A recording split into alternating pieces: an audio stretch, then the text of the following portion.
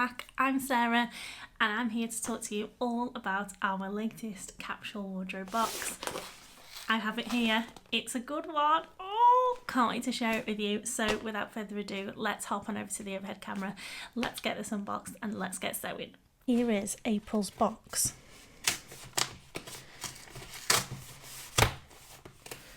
Inside this month's box we've got two individually wrapped items, so one has got your fabric in and one has got your haberdashery and notions.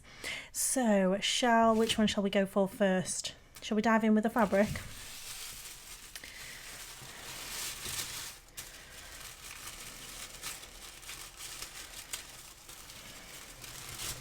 So this month we have got 2.5 meters of this beautiful red spot viscose. It is absolutely stunning, perfect for this lovely summer weather that's about to come to us. So that is your fabric. Let's move that to one side and then let's have a look at the second parcel.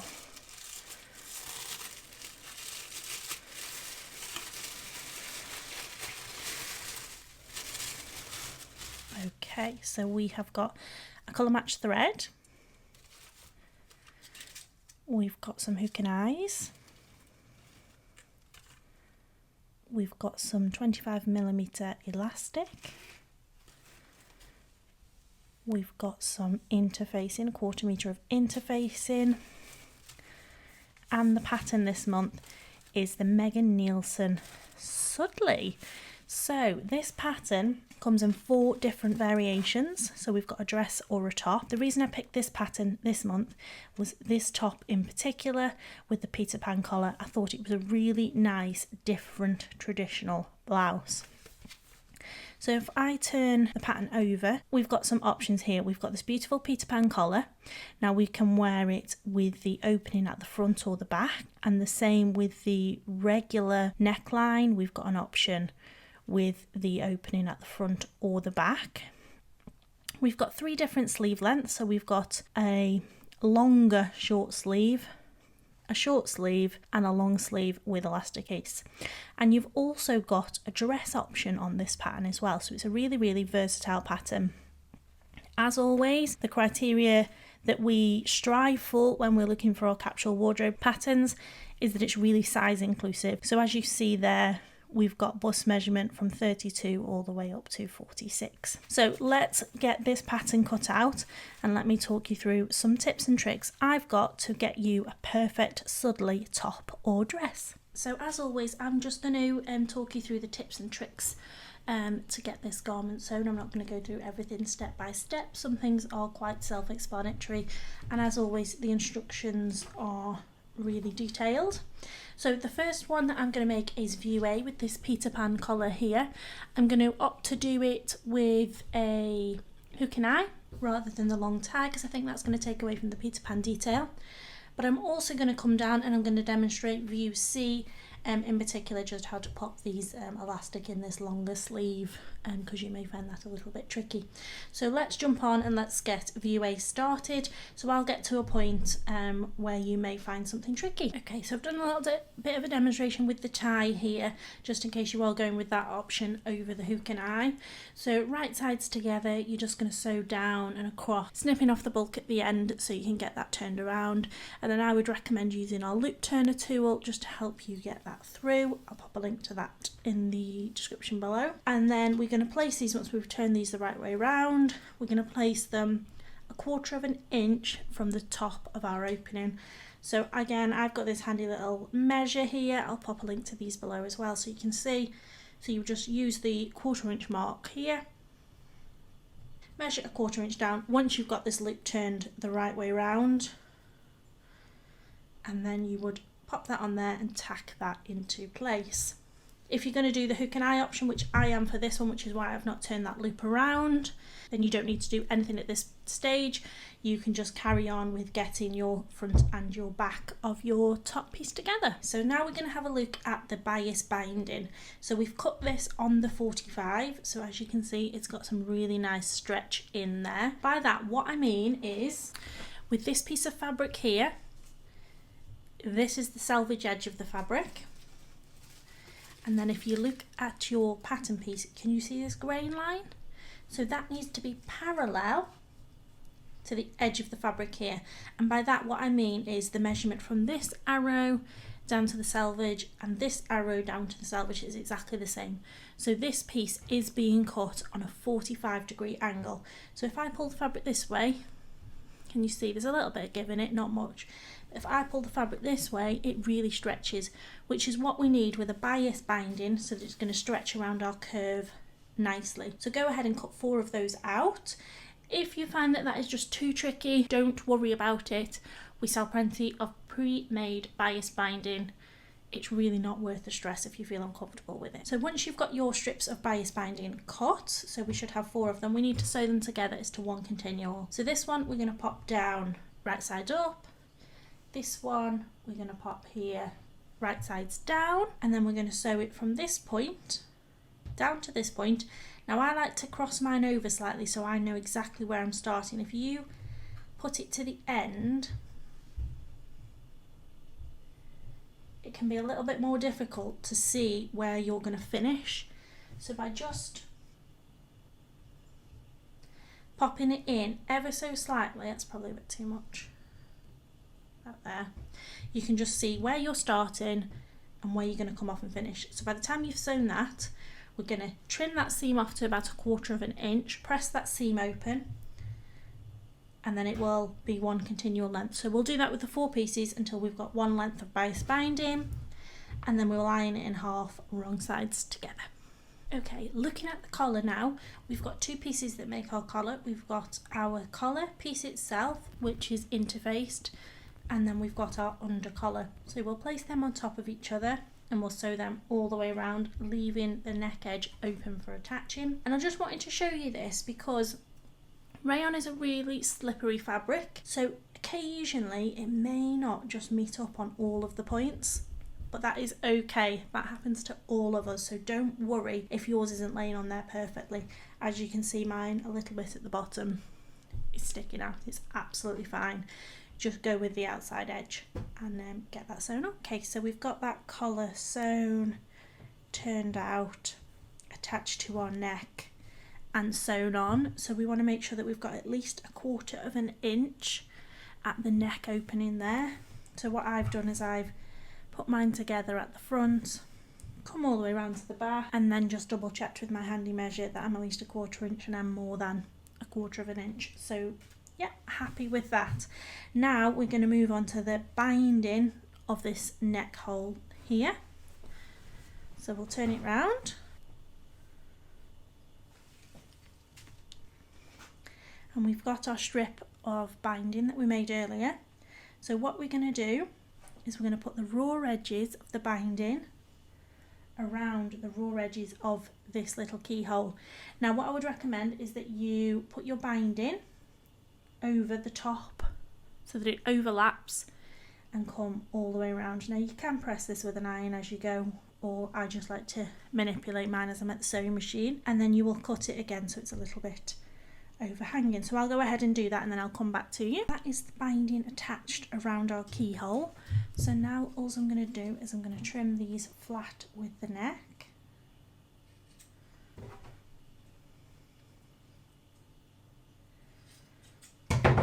So save this bit of binding because that's what we need to finish off our neckline. So now what I'm going to do is I'm just going to give that seam that we've just sewn a little trim, and then I'm going to snip into it about every 1 centimetre just to allow that to open up, and then I'm going to press this binding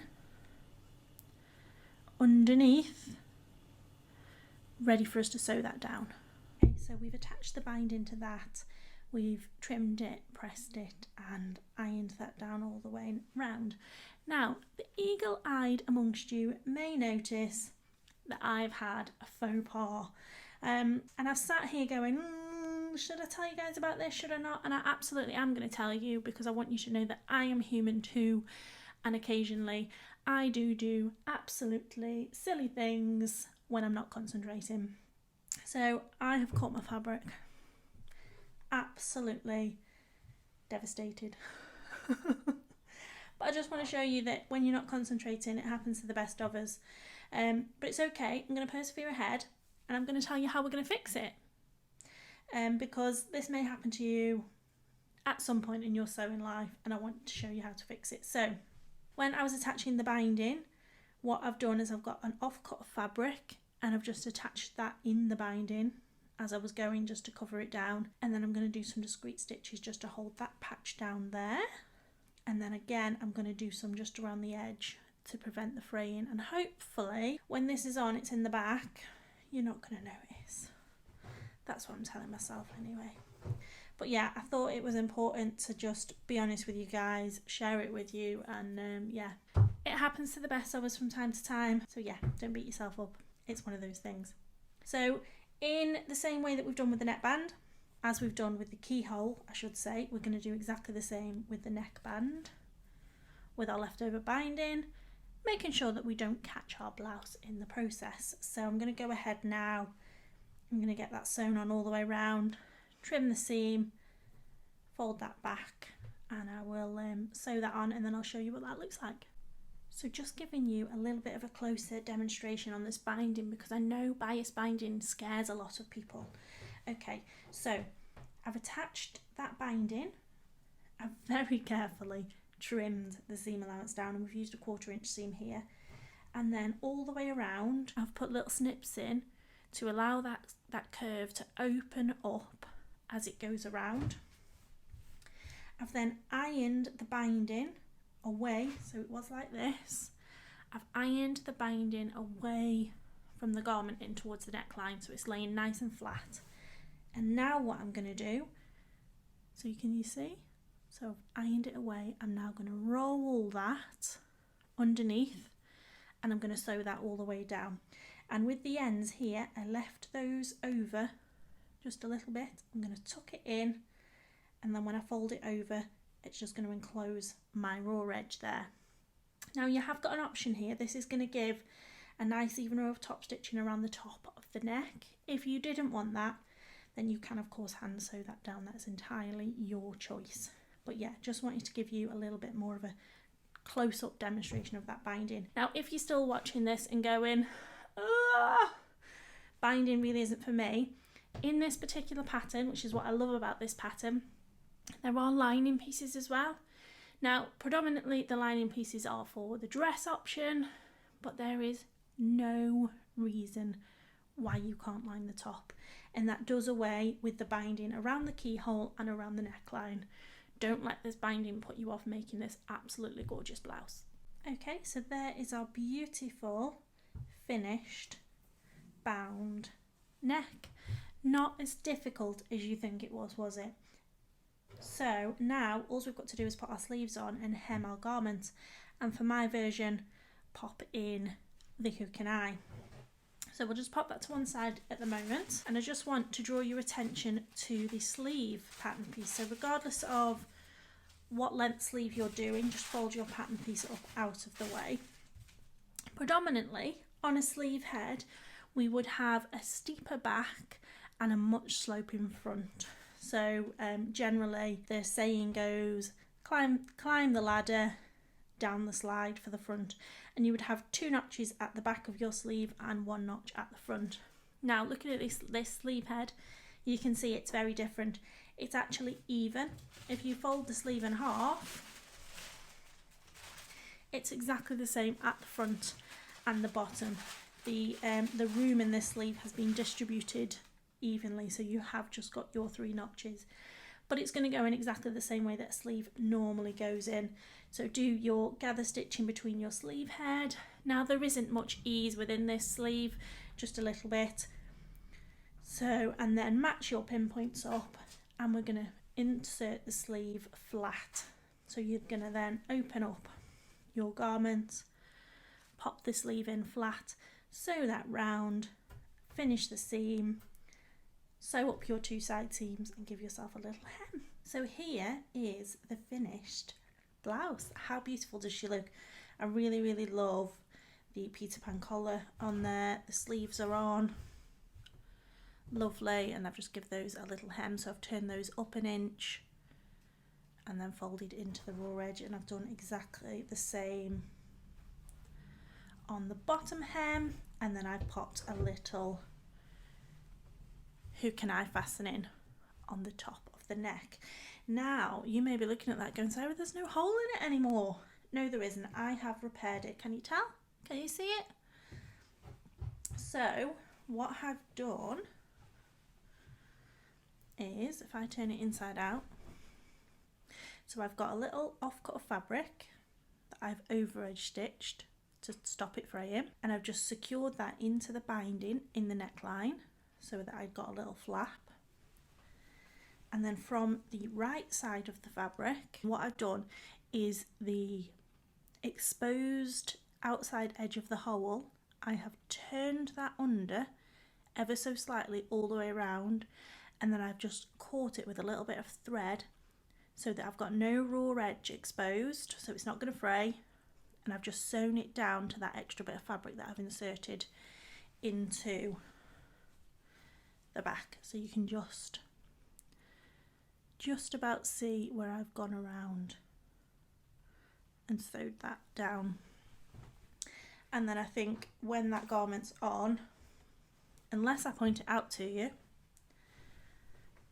I don't think you're going to see it. And I have got longer hair as well, so it's definitely going to cover it. I really don't think, now that's had a little iron, that you're going to notice that. So I hope by me showing you that I made that little bit of a slip with the scissor and showing you that it is easily fixed, that your garment isn't ruined, and that you may have a little bit more confidence to go about repairing it and getting a wearable garment at the end of it rather than throwing it in the naughty corner.